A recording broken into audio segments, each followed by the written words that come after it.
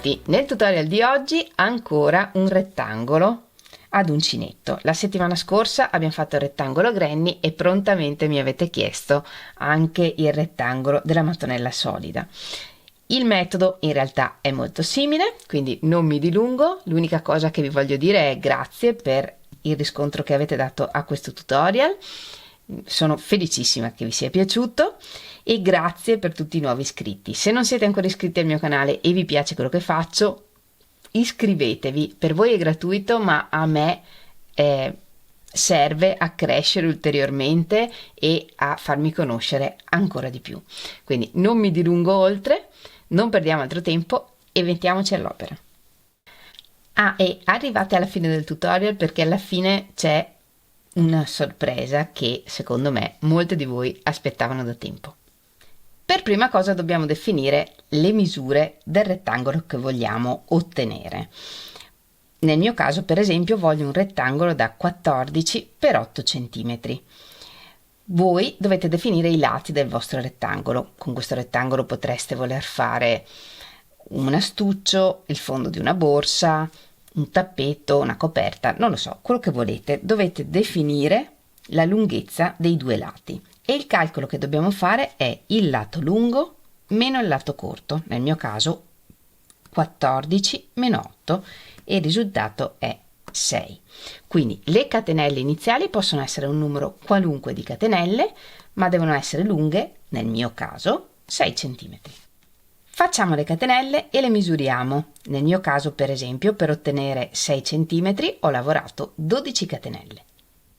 Nella riga 1 lavoriamo un punto alto in ogni catenella. Sostituiamo il primo con 2 catenelle.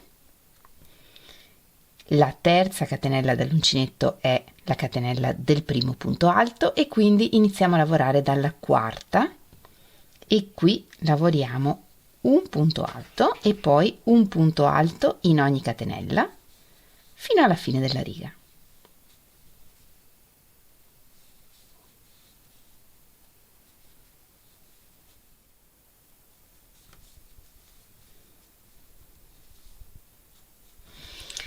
E questa è la prima riga.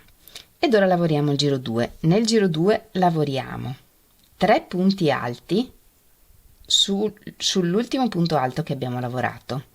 Il primo lo potete sostituire con 3 catenelle oppure, nel mio caso, lavoro un punto basso e 2 catenelle e questo è il primo punto alto e ne lavoriamo altri 2.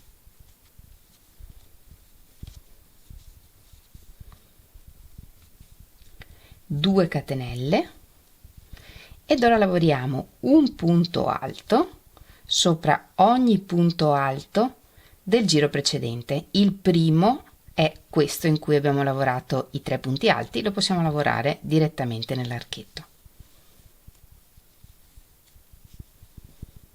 E poi un punto in ogni punto lavorando sulle catenelle iniziali.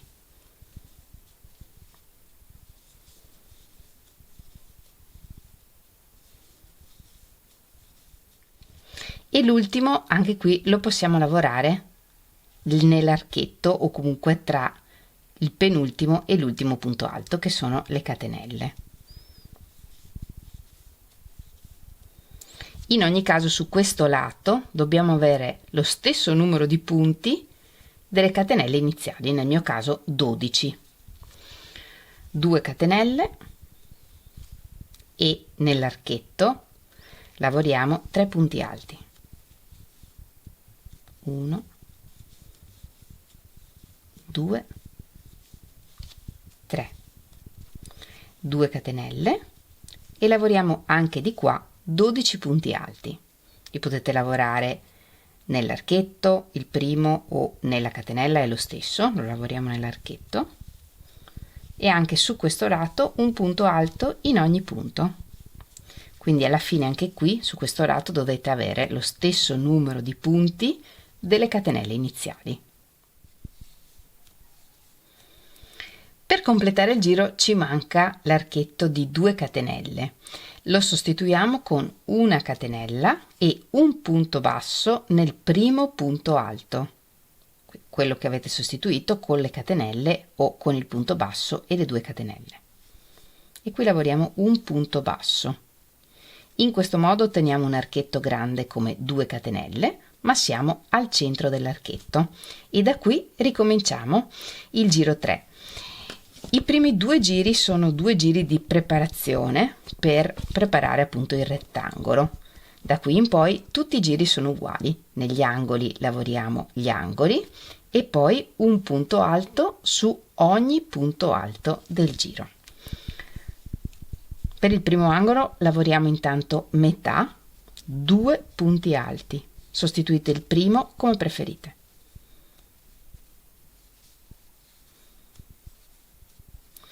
E poi un punto alto su ogni punto alto del giro precedente, quindi in questo caso 3.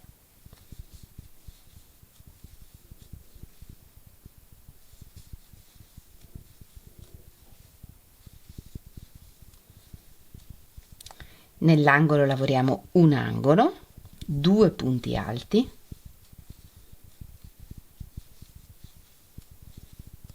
due catenelle, 2 punti alti.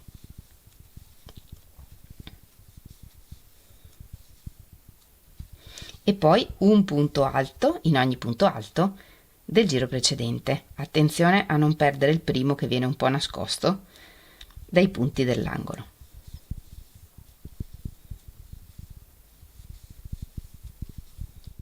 E andiamo avanti così, lavorando un angolo negli angoli e in ogni angolo lavoriamo 2 punti alti, 2 catenelle, 2 punti alti e un punto alto sopra ogni punto alto del giro precedente.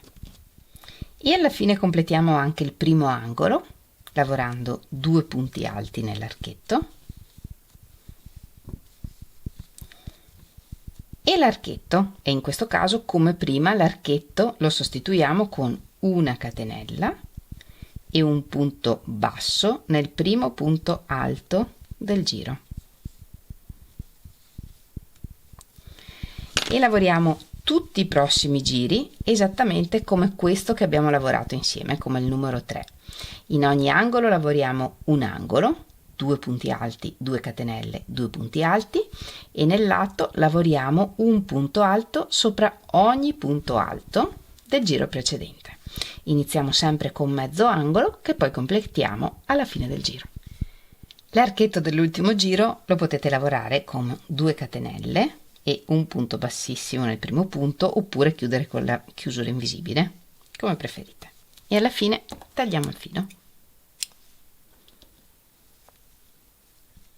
E questo è il risultato, un rettangolo grande più o meno come quello che volevamo. Poi più grande è il rettangolo che volete fare e più questa piccola differenza fra la forma iniziale e quella che otteniamo si perde, perché dipende anche dall'altezza di ogni riga e quindi non è detto che se fosse stato ancora più piccolo, se io avessi voluto fare un 13 per 7 non ci sarei riuscita, perché con una riga in meno sarebbe stato troppo piccolo, con una riga in più troppo grande. Però appunto più grande è il rettangolo che vi serve e più questo limite si perde. Però questo è il metodo per ottenere il rettangolo della forma che volete. E anche per oggi abbiamo terminato. Come avete visto, in realtà il metodo è lo stesso e sarà sempre lo stesso per tutte le mattonelle rettangolari che ci viene in mente di fare. Dobbiamo solo capire come fare i primi 2 giri per poi riniziare a lavorare lo schema classico della mattonella, però già con la forma che ci serve.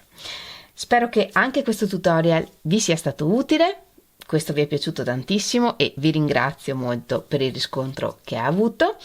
Se vi piace quello che faccio e non siete ancora iscritti al mio canale, iscrivetevi, perché per me è un grande aiuto e a voi non costa niente.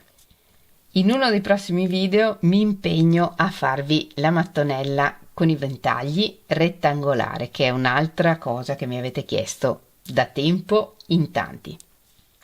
Come sempre vi ringrazio di avermi seguita anche in questo tutorial. Noi ci vediamo lunedì prossimo con un nuovo tutorial e nel frattempo vi mando un grandissimo abbraccio e un bacio. Ciao!